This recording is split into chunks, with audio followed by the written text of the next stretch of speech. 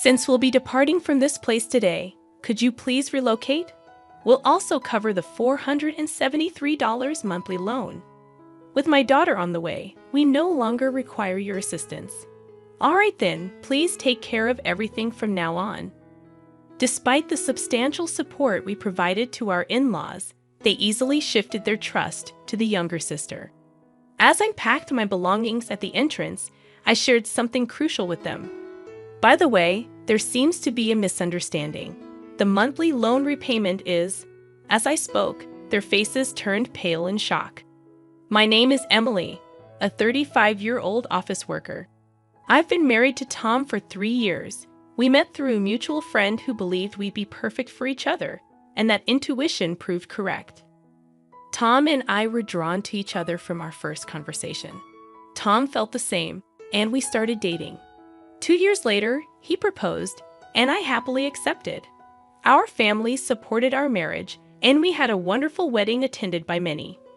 After our honeymoon, we began our life together, sharing household chores and enjoying a peaceful, stress-free life. Tom, having lived alone for a long time, was a great cook, which was a huge help. We cooperated in all household tasks, and we were grateful for each other's company. 3 years passed in the blink of an eye, and our bond remained as strong as when we were newlyweds.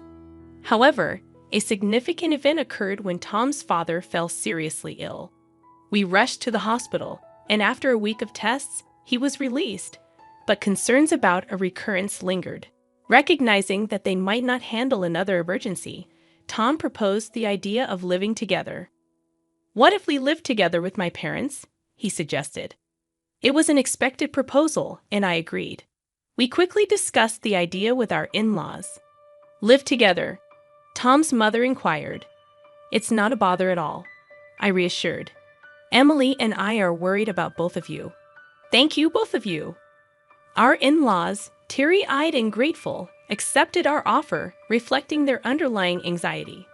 We promptly moved in with them, and the mother-in-law, understanding that both of us worked, took the lead in household chores.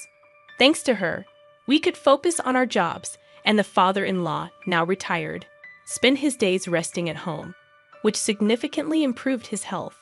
Life was joyous, and we all got along wonderfully without any issues. However, our in-laws eventually made a certain proposal. "I've been thinking about this for a while. How would you feel about building a new 2-family house?" the father-in-law suggested. "Huh, but this house isn't particularly spacious or comfortable for 4 adults. If Tom and Emily have children in the future, it'll be even smaller," the mother-in-law explained. "Considering the future, I've been thinking of building a bigger house where we can live comfortably for the rest of our lives. However, it's not something we can afford with just my savings. We will need to discuss and decide together." Tom and I were surprised by the proposal, but we thought it wasn't a bad idea. While the current in-laws' house wasn't too small, it wasn't particularly spacious or comfortable either. Long-term living there might lead to stress building up between us. Perhaps buying a new house where everyone can live comfortably is a good idea. After discussing it with Tom, we decided to go along with the father-in-law's proposal. Subsequently, the 4 of us visited real estate agencies to explore various properties. We considered making it barrier-free for our in-laws and ensuring there were plenty of rooms for future children. Ideally, the new house should be in a safe area, close to both a hospital and a train station, with easy access to grocery stores. Considering everyone's requirements, it seemed like it might be pricey. However, if we were going to live there for the rest of our lives, we didn't want to compromise too much. Every family member felt the same way, so with determination, we decided to build our dream house, even if it cost a lot.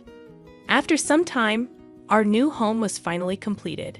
The exterior and interior were both new and beautiful, lifting our spirits just looking at it. "This is really amazing. I can't be sick anymore. I want to stay healthy and live here for as long as possible." The in-laws expressed their joy. My husband and I were equally excited, realizing that this would be the house that would be with us for our entire lives, even when we have kids. I want to play catch in the garden and have barbecues. That sounds great. Let's make lots of family memories here. We were overflowing with excitement and joy. Living in the house turned out to be truly comfortable, and it felt like the pinnacle of happiness. Being in a comfortable home made me even more enthusiastic about my work.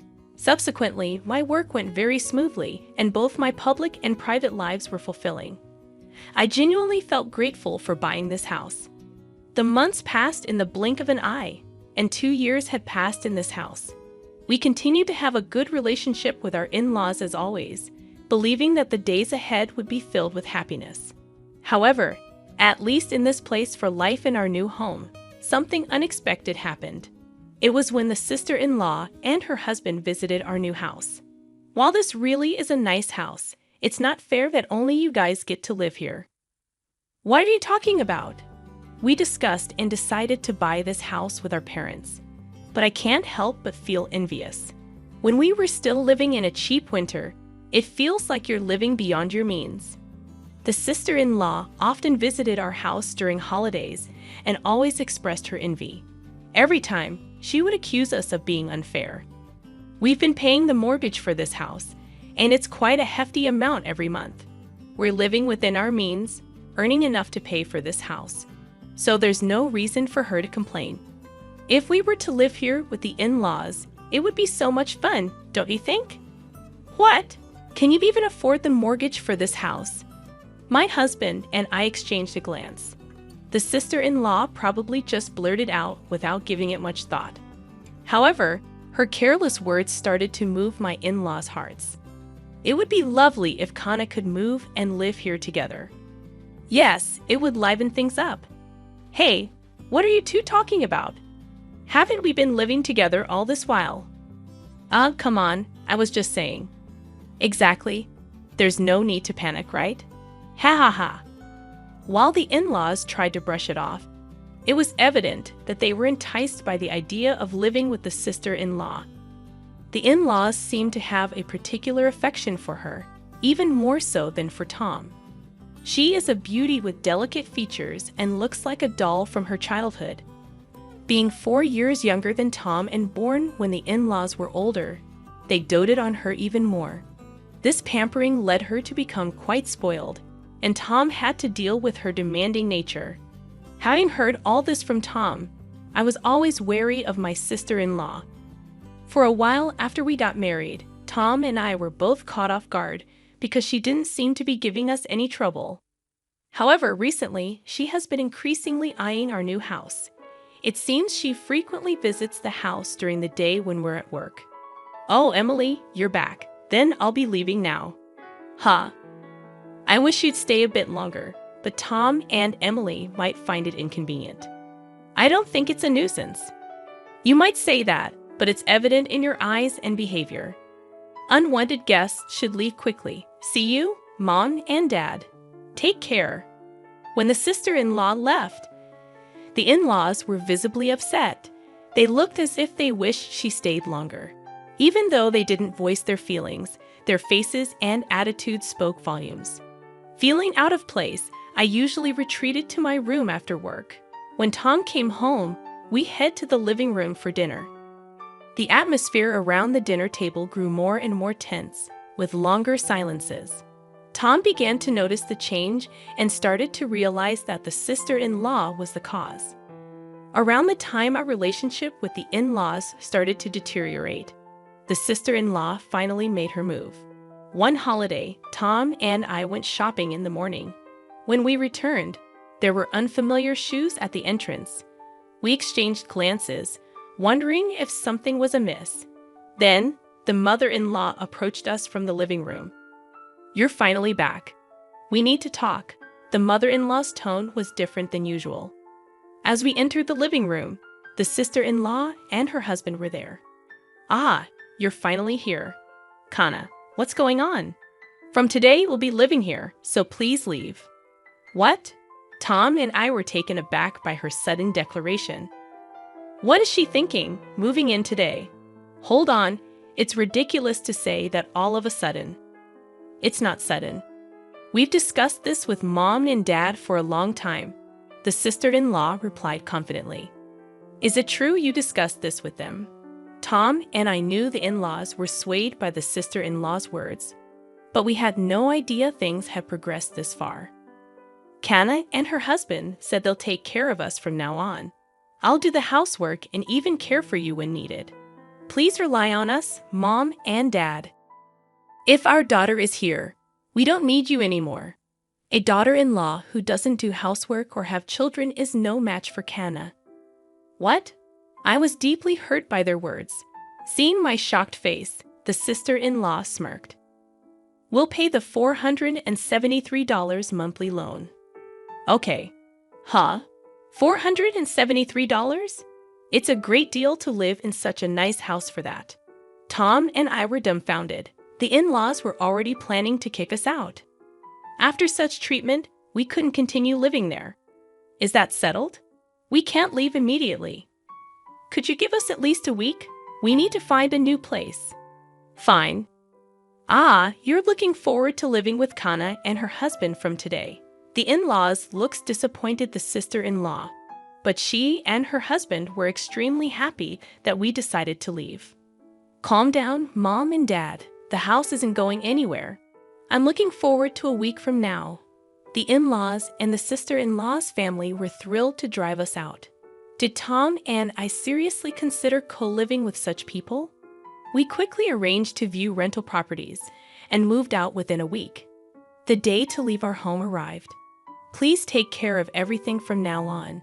Don't ever get involved with us or come to this house again. Their words were harsh. We had supported the in-laws so much, and they switched allegiance so easily. Now we can finally live with Mom and Dad in this house. Living comfortably in this house with Kana is like a dream. We got rid of the nuisance after all. Our in-laws and sister-in-law kept insulting us until the last minute we were leaving. Little did they know they would face repercussions after this. Well, it's none of our business anymore. As I gathered our belongings and approached the entrance, I shared an important piece of information. Oh, by the way, it seems there's a misunderstanding about the monthly mortgage payments. It's $1,825 every month, okay? Make sure you understand that. What? Isn't the loan just $473 a month? At my words, their faces turned pale all at once. Hold on a second. Isn't the loan just $473 a month? You misunderstood, didn't you? This house is under our father's name, so the loan is contractually agreed to be paid off through a debit from Dad's account. Emily and I were planning to live in this house for the rest of our lives, so we told him he wouldn't have to pay. We were bearing all the costs. So I was transferring $473, and Emily was transferring $1,352 to our father's account every month. I guess Father only remembered how much Emily puts in his account each month. Moreover, we split the living expenses equally. Our parents probably never thoroughly checked the cost and assumed it wasn't a significant amount. What? No way. We can't pay $1,825 a month. We can't even cover the living expenses on top of that. How can Emily afford to contribute so much? I don't know how you perceive me, but I'm department head at a major corporation. I earn quite a lot. What? Emily earns much more than I do. As the in-laws looked shocked, Tom continued, It's simple. In-laws were unaware of this. Well, we've decided to cut ties with you, so it's up to you to support our parents from now on. No way. Emily, Tom, wait. We were wrong. Let's live peacefully together like before, okay? What? Mom and Dad, are you planning to abandon us? You guys can repay the loan, can't you? If that's the case, shouldn't you live with those who can? That's not fair. Dad told me the loan was only about $473. That's why we came here. We've already canceled our previous house. That's not my problem. Isn't this mess because you wanted to move in with us in the first place, right? Your husband earns very little, doesn't he? But you always said family is more important than money and pampered me. When our livelihood is at stake, all of that doesn't matter. The quarrel between the in-laws and the sister-in-law was unbearable to watch. "Well, we're leaving." "Wait. Regardless of what you say, we will never associate with you again." With that, Tom and I left the house and moved into our rented room. Despite the numerous messages from the in-laws, we ignored them all. According to our neighbors, the in-laws and the sister-in-law's family had no choice but to live together. However, they couldn't pay the loan and eventually had to let go of the house. When they sold the house, a considerable debt remained. Even after using the father-in-law's early retirement benefits for repayment, they still fell short. Sadly, they now live in a cheap, small apartment, all working full-time and part-time jobs to repay their debt. Apparently, the sister-in-law's husband didn't want the burden to fall on him, so he ran away. If only the in-laws had continued living peacefully with us, they wouldn't have faced these hardships. But again, it's none of our concern now. On the other hand, Tom and I found our rented apartment much cozier than anticipated.